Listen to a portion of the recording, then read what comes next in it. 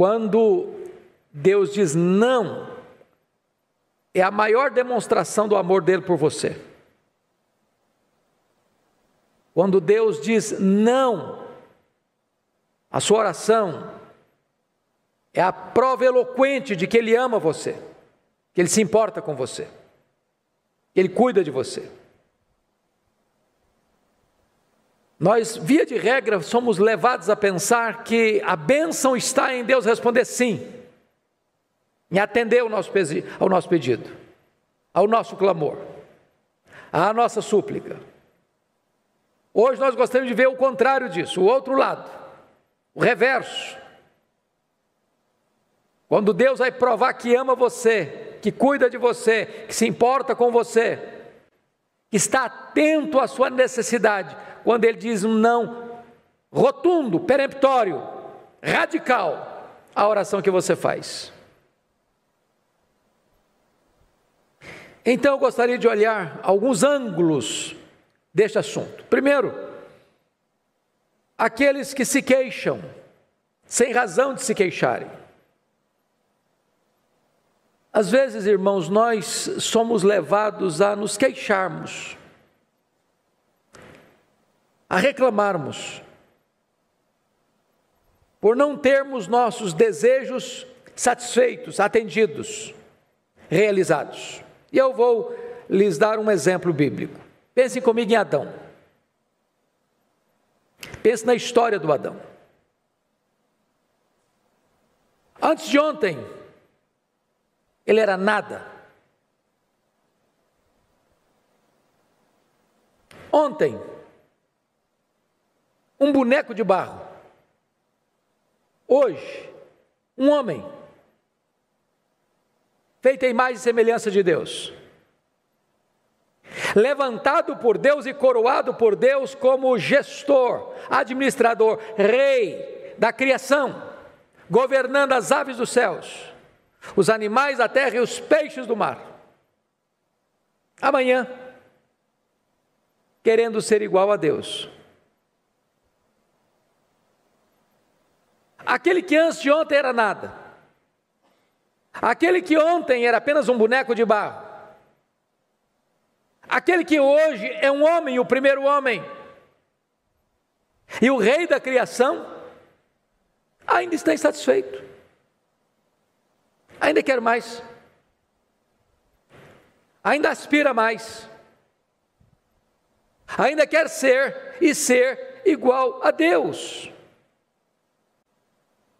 Quantas vezes as nossas ambições nos levam a ficar descontentes com Deus, com o que Ele nos deu, e o melhor que Ele nos deu.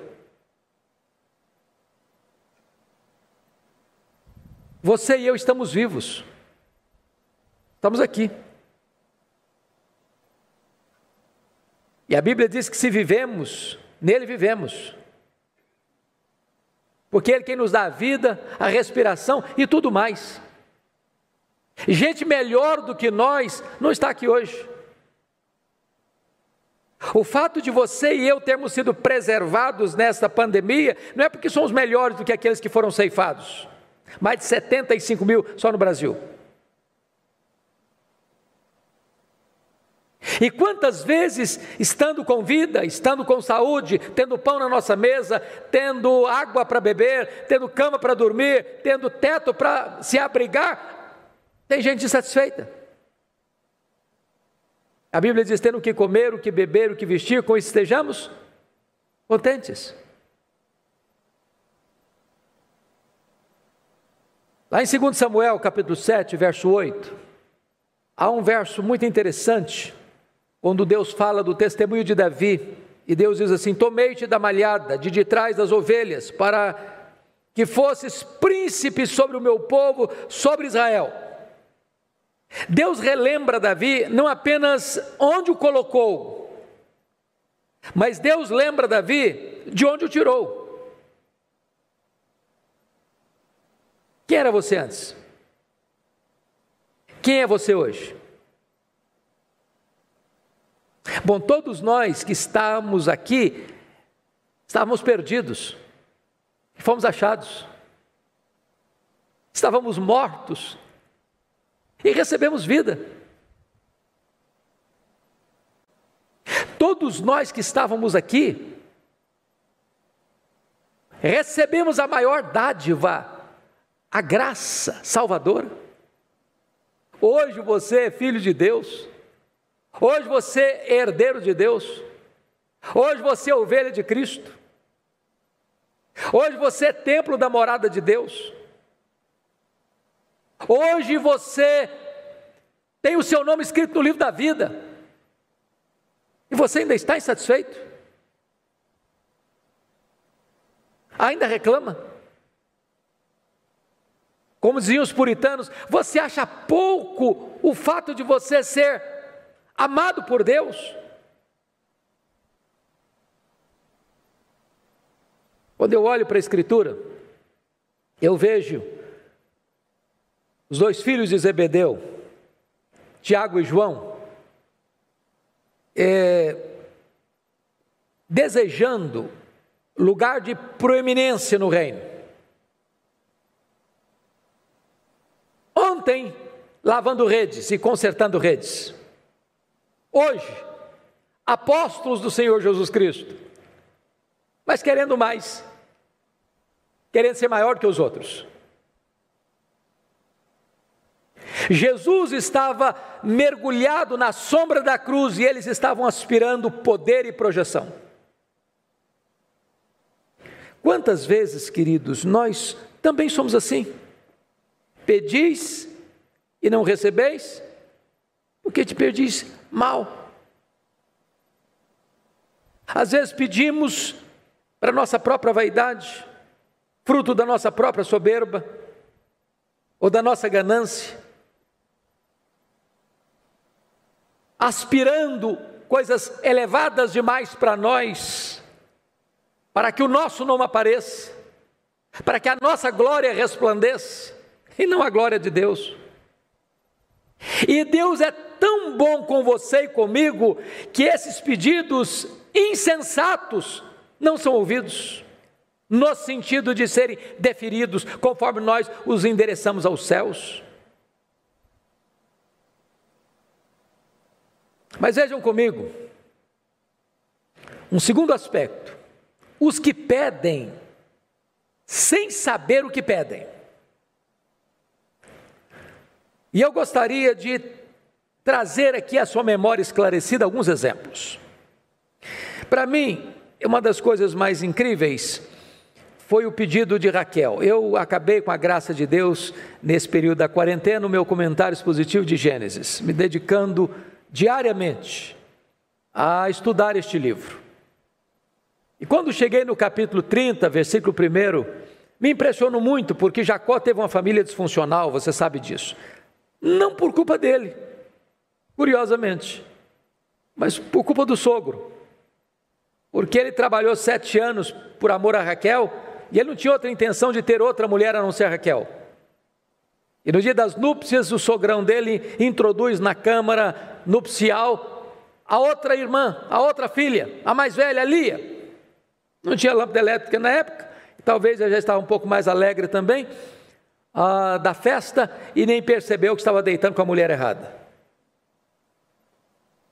Isso levou a Jacó a ter uma família poligâmica, porque além de Lia e Raquel, vieram mais 2 servas, e ele teve relação com 4 mulheres e filhos com as 4 mulheres. Mas um fato tão curioso, esses patriarcas, eles tiveram uma característica: todos eles casaram com mulheres extremamente formosas. Eles eram antigos, mas tolos não. Mas curiosamente, todas elas estéreis. Sara estéril, Rebeca estéril, Raquel estéril. Agora pense você num marido que tem 4 mulheres, e na época o que dava projeção para uma mulher era ser mãe. Quanto mais filhos, mais projeção. A Lia tinha os filhos de Jacó, a Raquel tinha o coração de Jacó, mas não tinha filhos. E a alma dela ia adoecendo. O tempo ia passando. E diz a Bíblia, lá no capítulo 30, verso 1, que um dia ela chegou para o Jacó e fez o seguinte pedido: dá-me filhos, senão eu morrerei. A única hora que a Bíblia fala que o Jacó ficou irritado com a Raquel foi nessa hora. E ele argumenta de maneira insofismável: você está me fazendo um pedido descabido? Eu não tenho esse poder de dar filhos a você, uma vez que você é estéril. Naquela época não tinha recursos da medicina para tratar esterilidade. Ele diz: só Deus pode fazer isso. Agora, notem comigo o pedido dela: dá-me filhos, não filho, filhos, senão eu morrerei. E aí, no tempo oportuno de Deus, Deus abriu a sua madre, ela concebeu e deu à luz um filho, e pôs o nome dele de José. E o significado de José é: eu quero um outro filho, mais um filho, que venha mais um. Agora, no exato momento em que o pedido dela foi atendido, ela quer filhos, ela morre no parto do segundo filho. Links na descrição desse vídeo. Ela pensou que estava pedindo vida, está pedindo a morte. Ela pensou que estava pedindo a felicidade da família, estava pedindo o luto da família, a orfandade da família. Quantas vezes, meus irmãos, nós pedimos ansiosamente, sem saber exatamente o que nós estamos pedindo? Deixa eu lhes dar um segundo exemplo. Pense comigo em dois personagens, um concreto, real, outro personagem de uma parábola que Jesus contou. Pense comigo em Sansão, pense comigo no filho pródigo. Olhe agora comigo para Sansão, naquele templo de Dagon, templo pagão, aquele gigante, aquele juiz que fez carreira solo, está agora cego, acorrentado, ensanguentado, sendo motivo de zombaria num templo pagão. Agora olhe comigo para o pródigo, talvez com a corneta no pescoço, dentro de um chiqueiro, coberto de trapos e lama, passando fome, não tendo sequer comida de porcos para se alimentar. E eu pergunto a vocês, por que esses dois personagens estão nessa situação? Exatamente porque o pedido que ambos fizeram foi atendido. Sansão disse para o seu pai: eu quero aquela mulher filisteia. Seu pai disse: não, filho, essa não, essa do povo que nos oprime, essa de um povo que não adora o nosso Deus. E ele respondeu: eu quero esta, porque só desta eu me agrado. E acabou.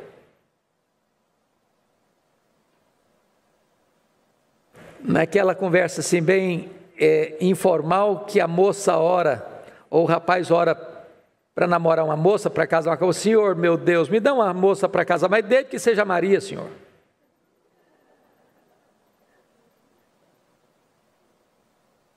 Ele pensa que ele que sabe o que é certo, o que é melhor. E porque o pedido de Sansão foi atendido, por causa daquele casamento é que começa a derrocada, a destruição, a ruína de Sansão. E ele termina debaixo de escombros. porque o seu pedido foi atendido, do jeito que ele pediu, sem qualquer mudança.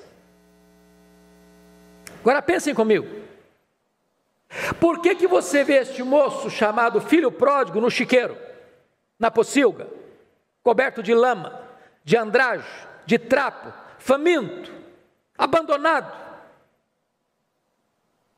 Exatamente porque o seu pedido foi atendido. Ele chega para o pai e diz: pai, dá-me parte que me cabe da herança. Aquilo só era dado legalmente depois da morte do pai. Ele diz: eu não importo mais com a sua vida, para mim o senhor já morreu, o que me interessa é o dinheiro, o que me interessa é a herança, e eu quero ir agora, porque eu quero curtir a vida, eu quero aproveitar a vida, eu quero gozar a vida, eu quero ir para um lugar distante, eu quero viver uma vida regalada, dissoluta, eu quero beber todas as taças dos prazeres. E porque o seu pedido foi atendido, ele gasta todo o seu dinheiro vivendo uma vida dissoluta, com meretrizes. O dinheiro acabou, os amigos foram embora, a fome chegou, e lá está ele passando necessidades. Por quê? Porque o seu pedido foi atendido. Agora pense comigo na seguinte cena: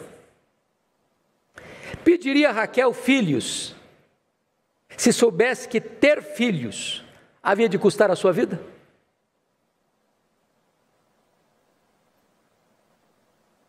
Pense comigo. Será que Sansão pediria àquela mulher filisteia, se soubesse que casar-se com aquela mulher filisteia seria a sua ruína, a tragédia da sua história?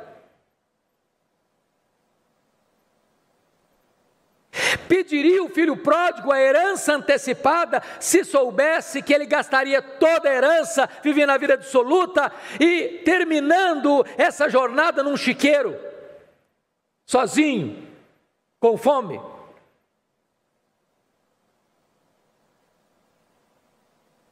Talvez a resposta seria: claro que não. Claro que não. Agora, quantas vezes você e eu, ainda hoje, insistimos com Deus: eu quero isso, Senhor, eu não sei viver sem isso, ou o Senhor me atende, ou eu acho que a minha vida perde o sentido. Então, calma, porque se Deus está lhe dizendo não, é porque Ele prova que Ele ama você, que Ele cuida de você. Não lute para ter aquilo que Deus está dizendo não, porque você não enxerga na curva, você não enxerga no escuro, você não está lá no final da linha. Deus está lá. Deus enxerga no escuro, Deus enxerga na curva. O não de Deus é a maior demonstração do amor de Deus por você e por mim, muitas vezes. Mas vamos ver o último ponto desta breve meditação com vocês: os que se submetem à vontade de Deus na oração. Então vamos olhar um ensino de Jesus, lá no Sermão do Monte. Jesus disse: pedi e dar-se-vos-á. E para maior confirmação desta promessa, o Senhor acrescenta: pois todo o que pede, recebe. Agora vamos entender o que Jesus está dizendo aqui. Pedi e dar-se-vos-á, porque todo o que pede, recebe. Isso é o que ele disse. Agora vamos ver o que ele não disse. Ele não disse assim: todo o que pede, recebe o que pede. Está escrito isso? Não. Está escrito que todo o que pede, recebe, mas não está escrito que todo o que pede, recebe o que pede. E por que não? É porque você e eu, muitas vezes, pedimos pedra, serpente, escorpião, pensando que estamos pedindo pão, peixe e ovo. A nossa leitura não é clara, a nossa percepção não é apurada, o nosso entendimento é limitado. E Jesus Cristo disse: se vós que sois mau, sabeis dar boas dádivas aos vossos filhos, quanto mais o vosso Pai Celeste. Que pai que o filho pede para ele um pão, o pai dá uma pedra? Que pai que o filho pede para ele um peixe, lhe dá uma cobra? Que pai que o filho pede para ele um ovo, lhe dá um escorpião?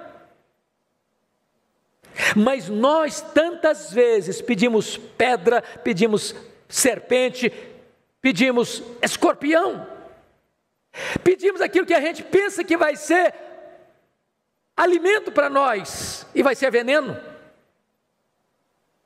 pensando que vamos ter a razão da vida e encontraremos a morte. Então, se Deus está lhe dizendo não, não insista. Josué Rodrigues, compositor e pastor, tem uma letra que eu gosto muito. Ele diz assim: portas abertas e portas fechadas são a mesma coisa, se abertas ou fechadas por Deus. Quantos de vocês, e eu tenho experiências disso, eu acho que vocês também, de você querer muito alguma coisa, mas muito mesmo, você lutar por aquilo, e a porta foi fechada. Na hora você fica triste, na hora você murmura um pouquinho, na hora você até chora um pouquinho. Depois lá na frente, você começa a entender que Deus estava lhe dando um livramento. Um livramento. Um livramento.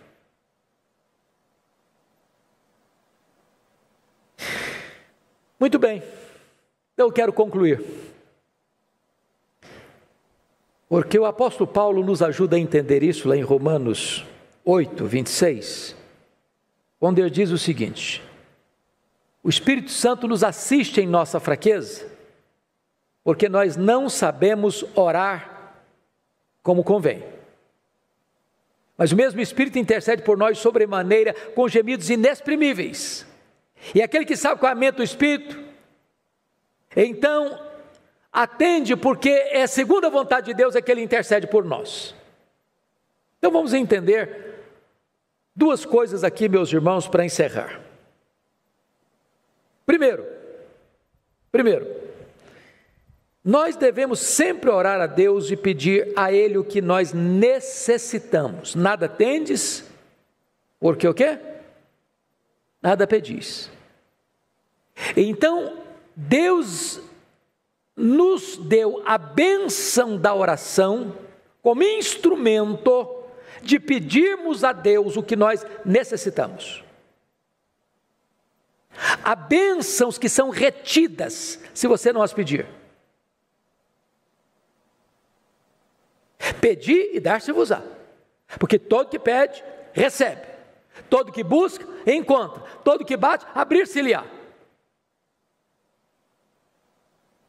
Você pode pedir. Pedir ao Pai, em nome de Jesus, no poder do Espírito, segundo a vontade de Deus, e Ele vai deferir, Ele vai atender.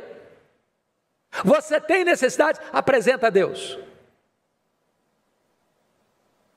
Você quer ver a bênção? Coloca diante de Deus.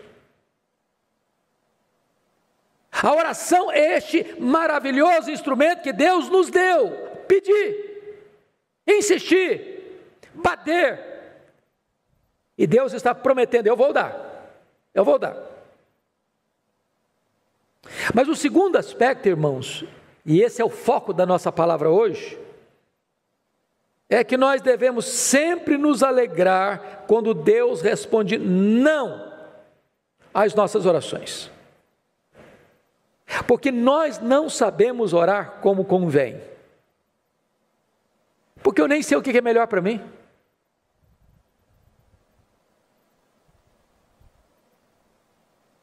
Às vezes agora a providência é carrancuda, mas a face é sorridente. Nas coisas mínimas da vida, irmãos, vai fazer um negócio, e às vezes, Deus, eu quero a tua orientação, e aí o negócio não acontece, e você fica chateado, e Deus está te livrando. Você vai fazer uma parceria, uma aliança, um negócio, onde você vai ter aí um sócio, e de repente a coisa não acontece, e você fica triste, e Deus está te livrando lá na frente. Você começa um namoro, um jovem começa um namoro, o namoro não dá certo, chora, lamenta, e Deus está livrando lá na frente, de uma dor maior, de uma angústia maior, de uma tristeza maior, de uma tragédia.